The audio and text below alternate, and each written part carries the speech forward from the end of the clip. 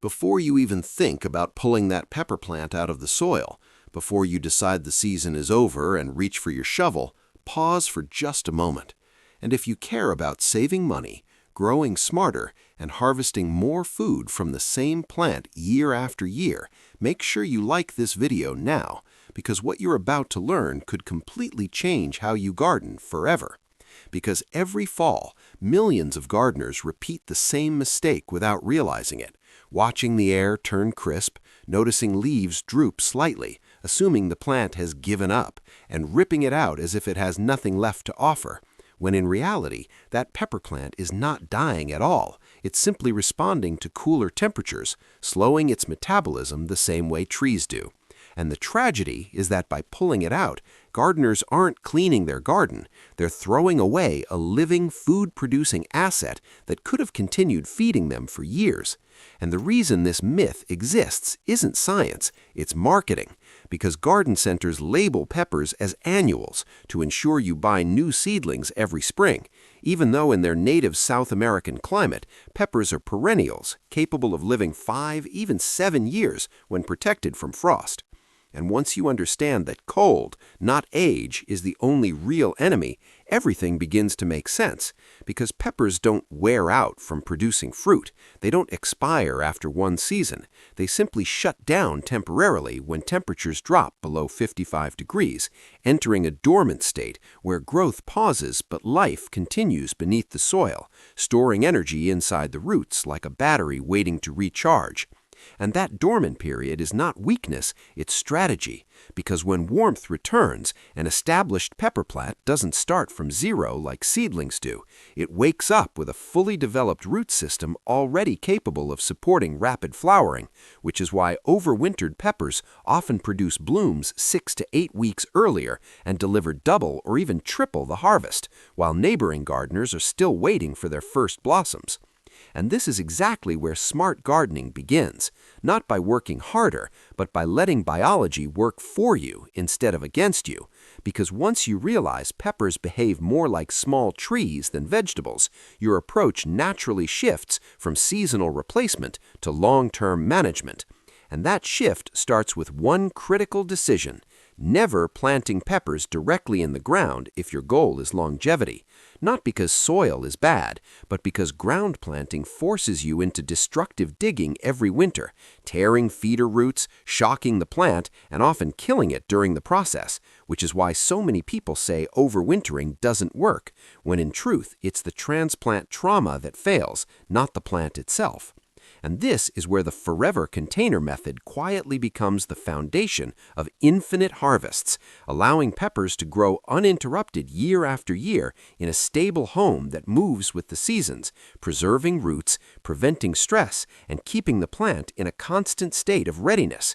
And when that container is large enough, at least 5 gallons, ideally closer to 10, it allows the root system to mature slowly and powerfully, supporting thicker stems, heavier fruit, and greater resilience as the plant ages. And when placed on a wheeled dolly, this system becomes almost effortless, especially for gardeners with sore backs or limited mobility, because instead of digging and lifting, you simply roll the plant to safety, indoors or outdoors, without the plant ever realizing it has changed environments, keeping stress hormones low and survival rates high.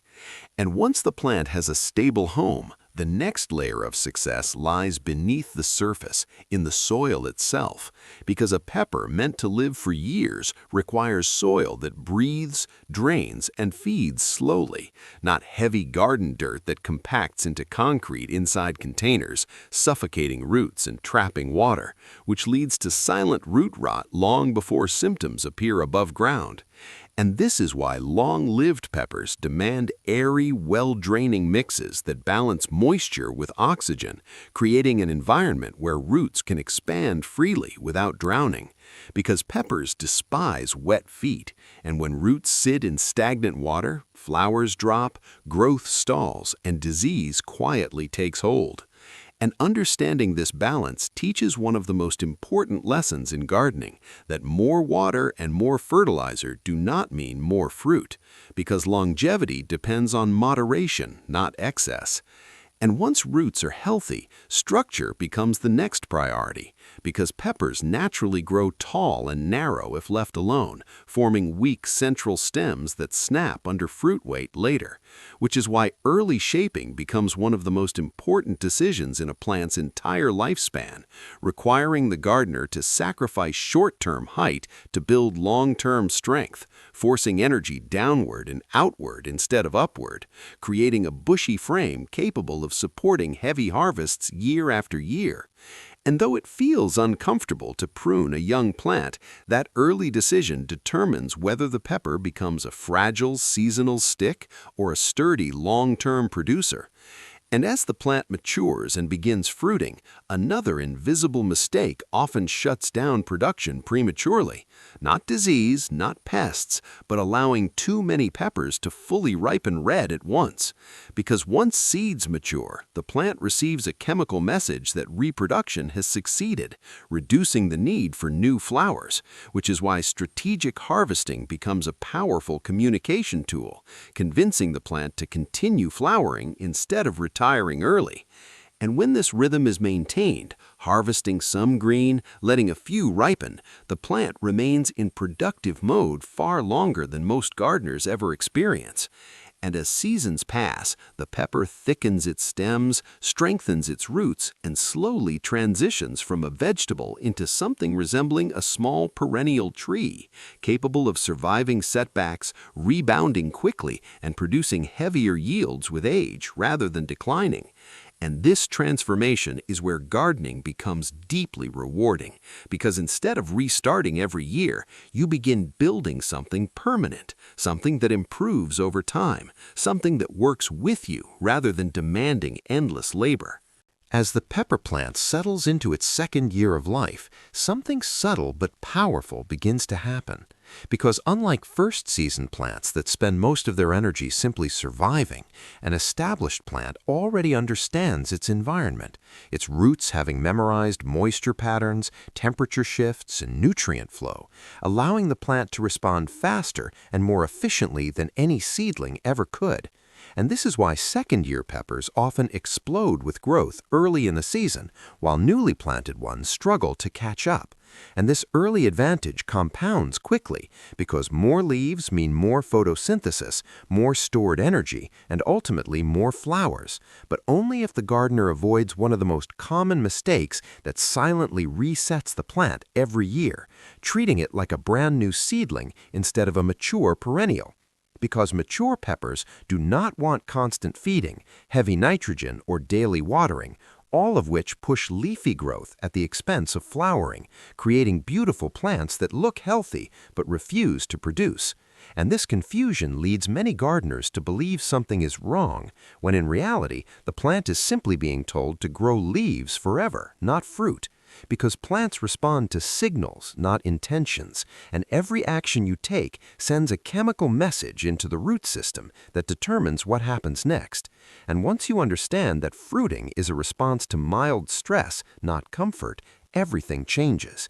Because peppers evolved in environments where water and nutrients were not unlimited, and it is that slight tension between survival and reproduction that triggers blooming, which means that perfectly pampered plants often perform worse than those given just a little challenge. And this is why experienced growers allow the soil to dry slightly between waterings, encouraging roots to search deeper, strengthening the plant while signaling that it's time to reproduce. And when watering becomes intentional instead of emotional, flower drop decreases dramatically, stems thicken, and fruit set improves almost immediately.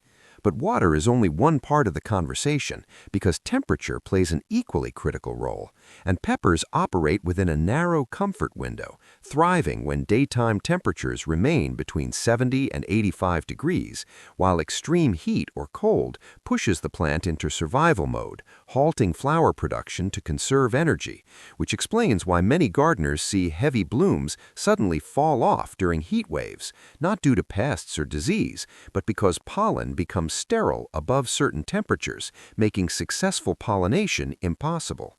And once this biological truth is understood, frustration turns into strategy, because instead of blaming the plant, Gardeners learn to provide shade during extreme heat, improve airflow, and simply wait, knowing that when temperatures stabilize, flowering will naturally resume.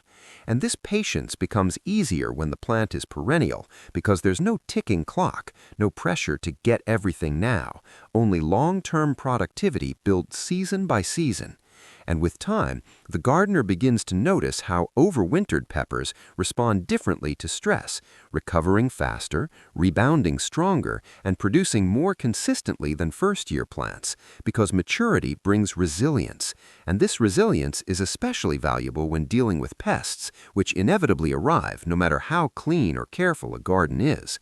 But older plants with thicker leaves and woody stems tolerate minor pest damage far better than young seedlings.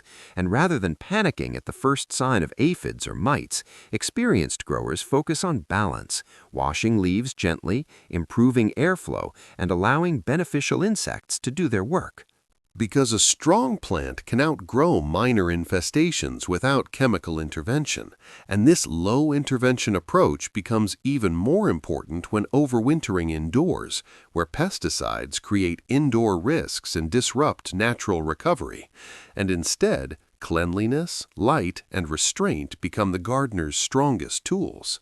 Because during indoor overwintering, the goal is not growth, it is survival with minimal energy loss. And this is where many people accidentally fail by trying to keep plants actively growing through winter, placing them near windows with inconsistent light, watering too often, and unknowingly encouraging weak, leggy growth that drains stored energy, when the correct approach is almost the opposite: reducing water, trimming excess foliage, and allowing the plant to rest, conserving strength like a hibernating animal. Because a resting plant emerges stronger in spring than one forced to struggle all winter. And once winter passes and daylight increases, the pepper responds almost instantly, pushing new shoots from old wood, something seedlings cannot do, proving once again that age is an advantage, not a liability. And this regrowth phase is where long-term gardeners gain their greatest reward, watching what appears to be a lifeless stick suddenly explode with fresh green life, confirming that patience was not wasted. And as this new growth appears, the plant enters a phase of rapid rebuilding, using its massive root system to support explosive leaf development, which sets the stage for earlier flowering and heavier yields than any first-year plant nearby. And this moment often feels almost magical, but it is not luck. It is accumulated energy finally being released. And this is where the true power of perennial gardening reveals itself, because instead of chasing harvests, you are now compounding them year after year, with each season building upon the last, creating a system where effort decreases while output increases. And this mindset shift changes not only how you grow peppers, but how you view the entire garden, transforming it from a temporary project into a living system that improves with time. As seasons continue to pass, the pepper plant no longer feels like a temporary crop, but more like a quiet companion in the garden, one that teaches patience through consistency rather than speed. Because while annual gardening focuses on quick results, perennial growing rewards those who think ahead. And with every passing year, the plant becomes more efficient, producing thicker branches, stronger nodes, and improved flowering patterns that simply cannot be achieved within a single season.